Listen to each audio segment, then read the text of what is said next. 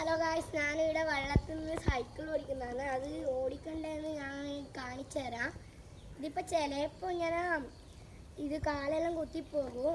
ഇത് ഇപ്പം പഠിച്ചാണ് ഇങ്ങനെ ഓടിക്കാൻ. അങ്ങനെ എനിക്ക് ക്ലിയർ ആയിട്ടില്ല, എന്നാലും ഞാൻ ശ്രമിക്കുന്നുണ്ട്. അപ്പം ഞാൻ ഓടിച്ച് കാണിച്ചു തരാം.